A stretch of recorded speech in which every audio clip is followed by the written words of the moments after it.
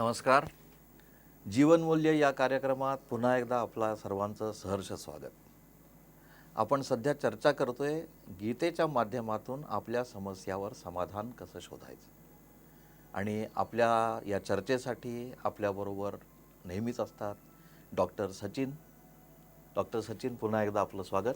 ओम शांती. ओम शांती. तर मला सांगा, कालच्या एपिसोडमध्ये मागच्या एपिसोडमध्ये आपण पाहिलं की मला ते खूप भावलं, हरिवरी आणि करी. तर ते हरिवर सोडायचं तुम्ही सांगितलं. आम्ही त्याच्यावर नंतर चर्चा पण केली. जेव्हा मी घरी गेलो तेव्हा मला प्रश्न विचारण्यात आला, अहो टेन्शन सोडा हे सांगणं खूप सोपं आहे हो, पण तुम्ही आमच्या जागी असतात तर तुम्ही काय केलं असतं. हा प्रश्न मला वाटतं सामान्यतः सगळे विचारतात. तर या प्रश्नाला आपण काय उत्तर देऊ शकतो? फार छान आहे. जेव्हा आम्ही वर्कशॉप घेतो टेन्शनवर किंवा लाईफ स्किल्सवर, तेव्हा हा प्रश्न मला पण विचारला जातो आणि एक्झॅक्टली हाच शब्द भगवद्गीतेच्या अध्यायामध्ये वापरलेला. दुसरा अध्याय परमात्म्याचा उपदेश आहे. हा भगवद्गीतेच्या दुसऱ्या अध्यायामध्ये 11व्या श्लोकापासून चालू होतो. दुसरा अध्याय फार महत्त्वाचा आहे भगवद्गीतेचा.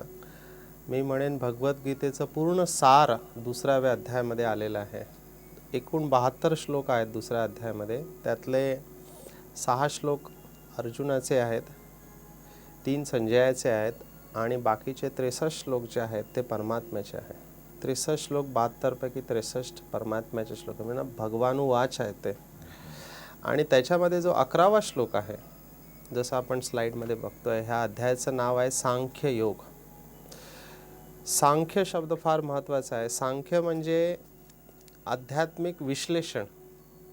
परमात्मा इथे सायकोथेरपिस्टचं काम करायला लागलेलं आहे. चित्रामध्ये आपण पाहिलेलं आहे. पहिल्या अध्यायामध्ये अर्जुन एकदम विषण्ण झालेला आहे, उद्विग्न झालेला आहे, दुःखी झालेला आहे. त्यावेळेला सायकोथेरपिस्टने कसं काम करावं हे आपल्याला सेकंड अध्याय सांगतं.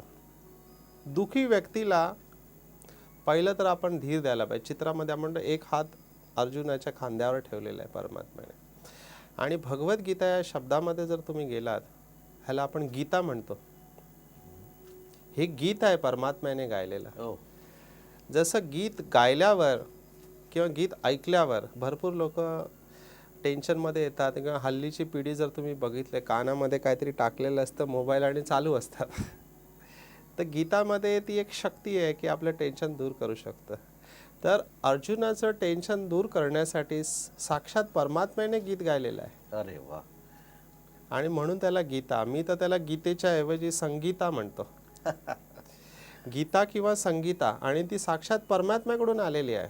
तर तिचं पावित्र्य किती महान असेल तुम्ही विचार कल्पना करू शकता.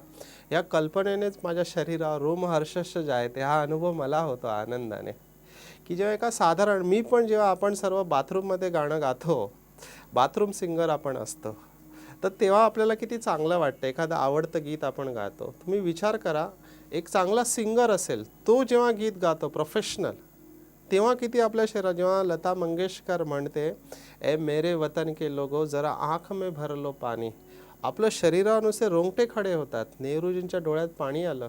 आत्ताही आपण किती वेळा ऐकलं तरी ते होतं. एक प्रोफेशनल सिंगर जेव्हा गाते ते, आणि जो ह्या सगळ्या सिंगरचा पिता आहे, जो सर्वोच्च शक्ती आहे, ती जेव्हा गीत गात असेल तेव्हा अवस्था काय असायला पाहिजे. या गीताचं खूपच छान सांगितलं आपण की गीत काय आहे. त्याच्यावरनं मला ते गाणं आठवलं, तुझे गीत गाण्यासाठी सूर लागू दे. जर का सूर जुळले तर असुर वृत्ती माझ्यातली कमी होईल. आणि ती असुर वृत्ती, मला वाटतं टेन्शन म्हणजे असुर वृत्ती असं. एक्झॅक्टली. खूप छान तुम्ही म्हणाल. ती असुर वृत्ती सुराने दूर केली पाहिजे. म्हणून असुर आणि सूर हे शब्द आलेले आहेत. आणि परमात्माने हे सूर आळवलेले आहेत आपल्या एका प्रिय व्यक्तीसाठी. तर मी पुन्हा इथे सांगेन, परमात्मा आमचा असा अनुभव आहे, परमात्मा प्रत्येक मुलाशी प्रेम आहे. कोणते असे आईवडील असेल ज्यांना आपलं मूल आवडत नाही आहे, तर जेव्हा टेन्शन येतं तेव्हा परमात्म्याचं आपल्याकडे लक्ष असतं. फक्त आपल्याला त्याच्या शरण जायला पाहिजे. सर्व धर्मान्य परितेश माम एकम शरण. जेव्हा एकाच्या आपण शरणमध्ये जातो तेव्हा परमात्मा ते गीत गायला आपल्यासाठी तयार आहे. ते संगीत घेऊन आलेलं आहे.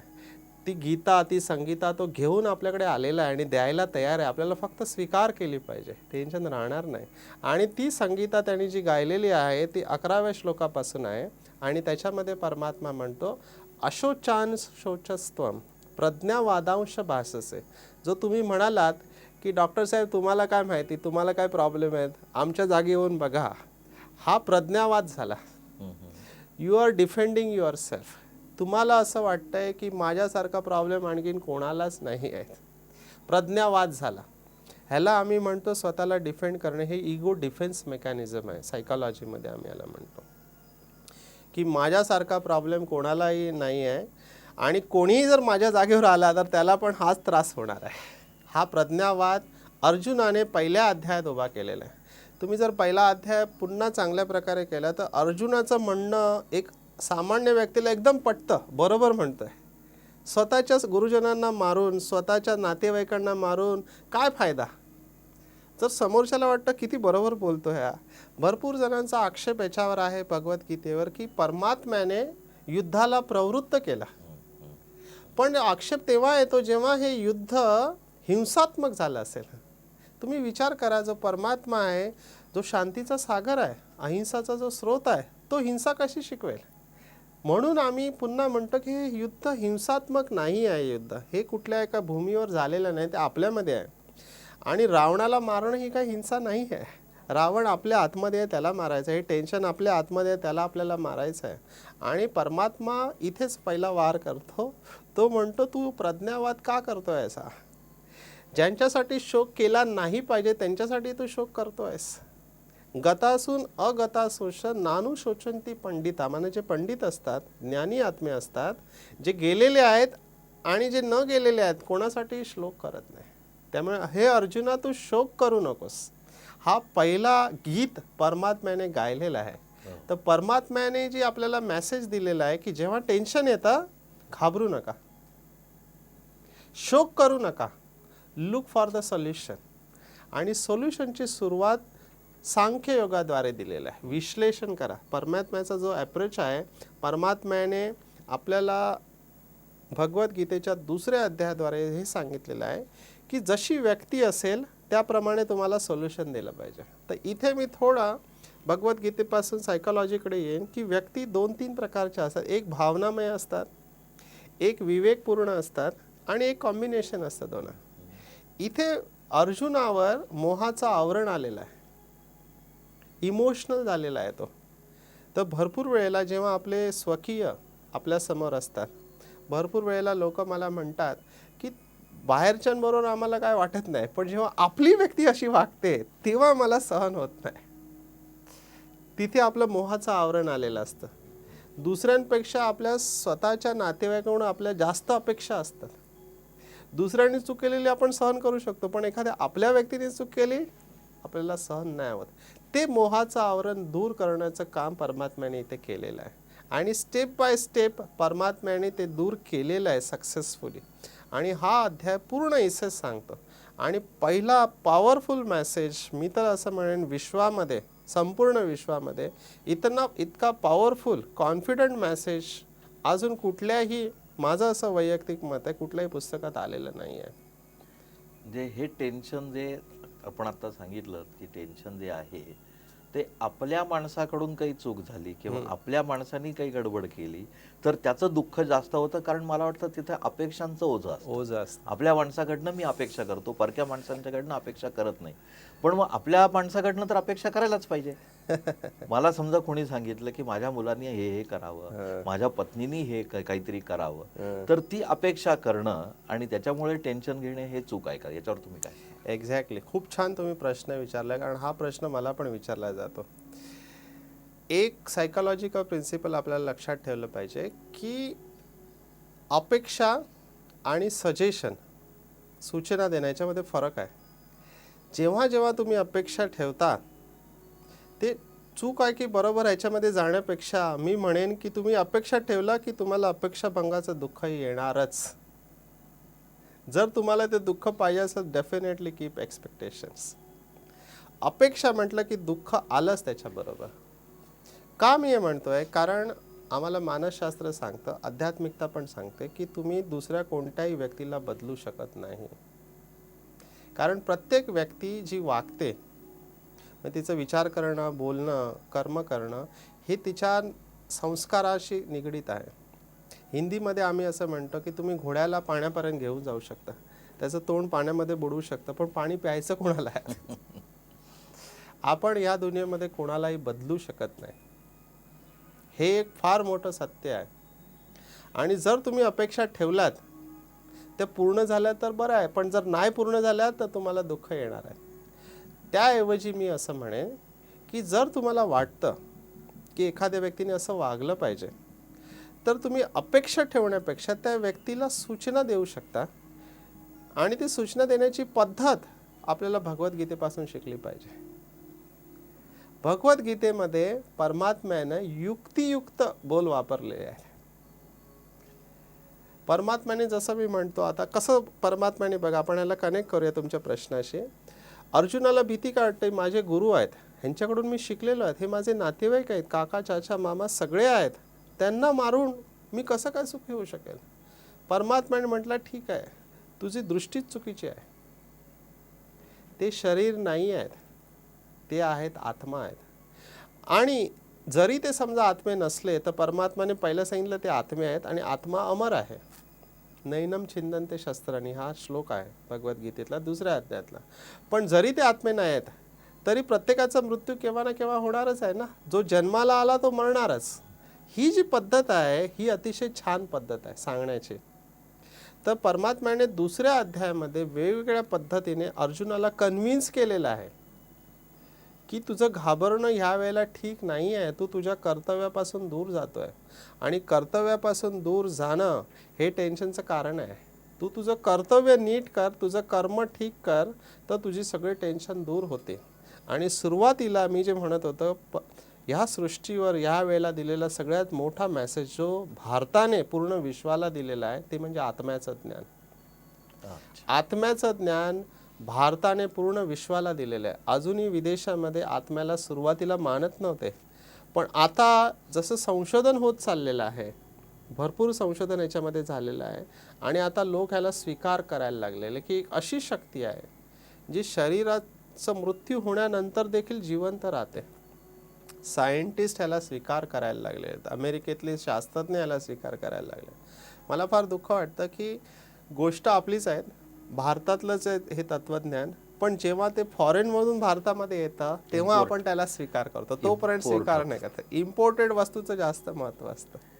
तर आत्ता तुम्ही हे जे सांगितलं की टेन्शन आहे, आत्मा आहे, आत्म्याचा आता संदर्भ दिला आणि युक्ती पण सांगितली.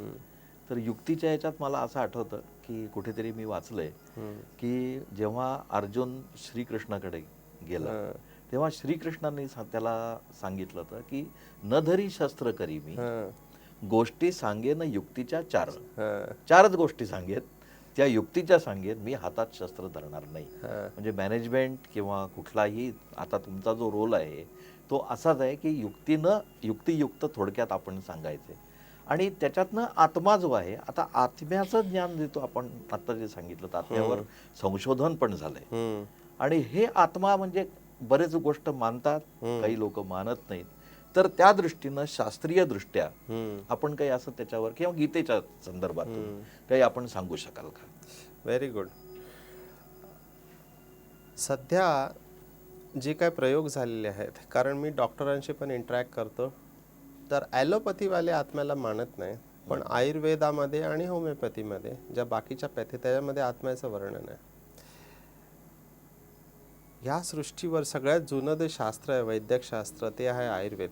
आणि आयुर्वेदामध्ये चरक संहितेमध्ये आत्म्याचं अतिशय डिटेलमध्ये वर्णन केलेलं आहे. अमेरिकेमध्ये एक डॉक्टर आहे सायकियाट्रिस्ट, ते हिप्नॉटिक रिग्रेशन करतात, माना संमोहनाद्वारे ते मागच्या जन्मी घेऊन जातात. आता ते पण आत्म्याला मानत नव्हते, पण त्यांनी जशा केसेस पाहिल्या की मागे घेऊन गेल्यानंतर त्या व्यक्तीने जे काय सांगितलं ते त्यांनी रेकॉर्ड केलं आणि रिट्रोस्पेक्टिव्हली ते जेव्हा चेक केलं तेव्हा त्यांना ते सगळं सत्य निघालं. तर ते म्हणाले हे कसं काय पॉसिबल आहे?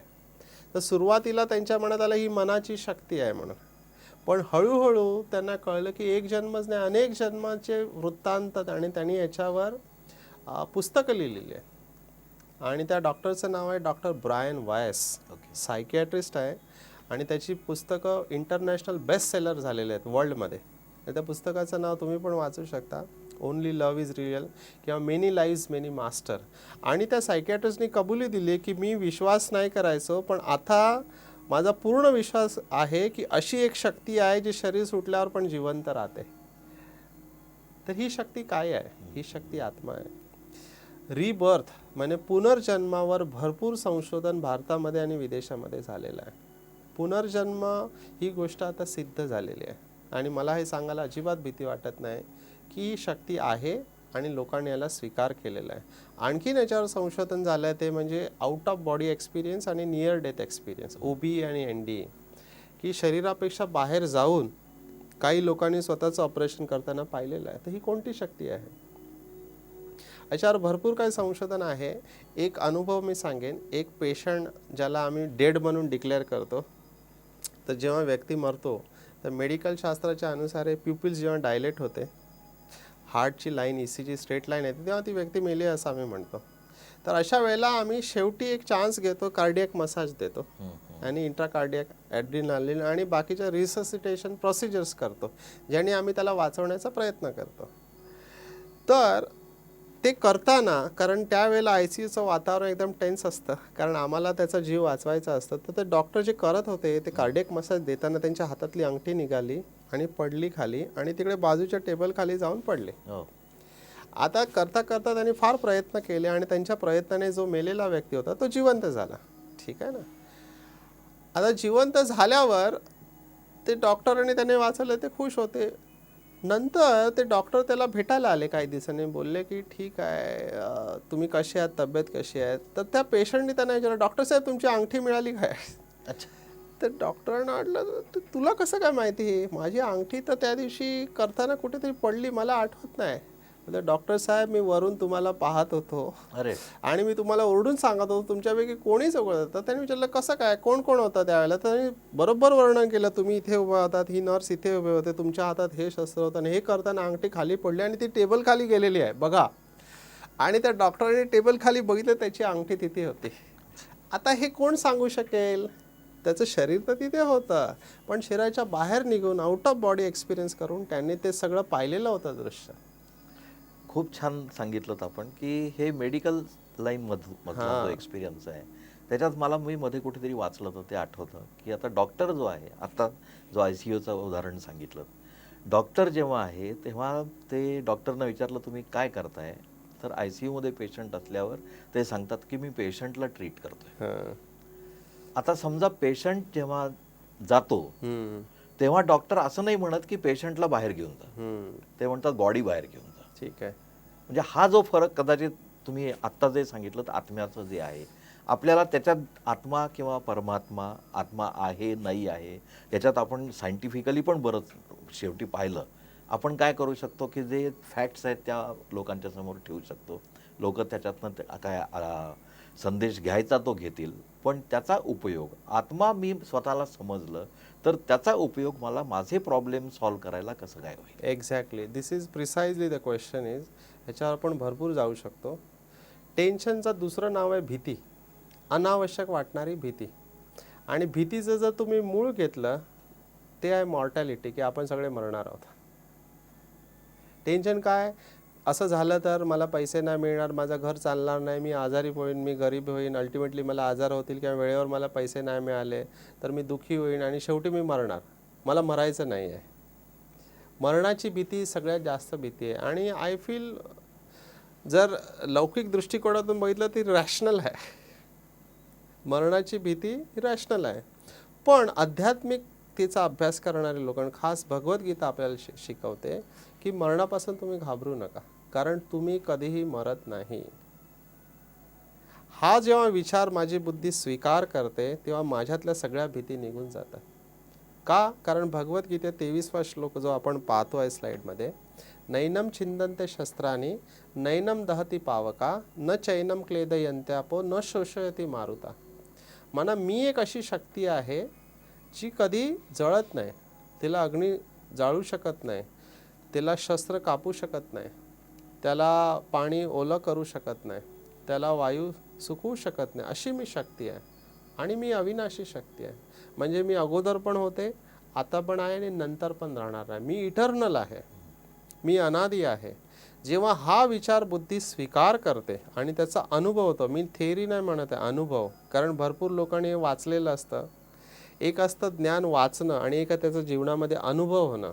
जेव्हा तो अनुभव होतो तेव्हाच ही भीती जाते, तोपर्यंत नाही जाणार. कारण भरपूर लोक भरपूर काही पुस्तकं वाचतात, पण जोपर्यंत तुम्हाला त्याचा अनुभव नाही झालेला आहे तोपर्यंत ते तुमच्या जीवनात दिसणार नाही, तोपर्यंत ते जाणार नाही. एक उदाहरण गोष्ट मी सांगेन. एक गुरुजी होते, ते आपल्या शिष्यांना असं आध्यात्मिक ज्ञान ऐकत होते. तर ज्या बिल्डिंगमध्ये त्यांचा क्लास चाललेला, त्या बिल्डिंगच्या एरियामध्ये अचानक भूकंप येतो आणि भूकंप आल्यावर ते बिल्डिंग हलायला लागते. तर सगळे त्या बिल्डिंगला सोडून पळायला लागतात, पण गुरुजी हलत नाही. गुरुजी आपल्या जागेवर बसलेले असतात. थोड्या वेळाने भूकंप थांबतो, काही होत नाही. मग विद्यार्थी येतात आणि मग आपल्या गुरूंना विचारतात की गुरुजी, एवढा मोठा भूकंप झाला, तुम्ही पळालेत का नाही? तुम्हाला भीती नाही वाटली? गुरुजी म्हटलात, पळाले तुम्ही पण, मी पण पळालो. फक्त एवढाच फरक आहे की तुम्ही बाहेर पळालात, मी आतमध्ये पळालो. अरे वा. म्हणजे त्या अचल अडोल स्थानावर ते गेले, ज्याला अकाल तख्त म्हटलेलं आहे, जे आत्म्याचं स्थान आहे, जे अविनाशी आहे. त्याच्यामध्ये मी बिलकुल स्थिर झालेलो होतो की मी आत्मा आणि मी अविनाशी आहे, शरीर हे सुटणारच आहे. त्यामुळे तिथे मला जास्त स्थिरता आणि निर्भयता प्राप्त झाली. तर हे ज्ञानाचा जेव्हा अनुभव होतो तेव्हाच हे टेन्शन जाऊ शकतं. Very good. तर हे जे टेन्शन आहे ते आत्म्याचं जे ज्ञान सांगितलं, मरणाची भीती निघून गेली, मरणकल्पनेशी थांबे तर्क जाणं, त्याचं गाणं जे आहे. तर याच्यावर आपण चर्चा पुढे करणारच आहोत. पण आपण खूप छान चर्चा केली, आत्म्याचं ज्ञान सांगितलं, त्याबद्दल पुन्हा एकदा आपले धन्यवाद. तर हा कार्यक्रम आपल्याला कसा काय वाटला ते आम्हाला अवश्य कळवा. आपल्या अजून काही शंका असतील तर www.bkmarathi.com या वेबसाईटवर आपण भेट देऊ शकता किंवा आमच्या स्थानीय सेवा केंद्रावर जाऊन भेट देऊ शकता. तर तेव्हा पुन्हा भेटूया पुढील कार्यक्रमात. तोपर्यंत नमस्कार.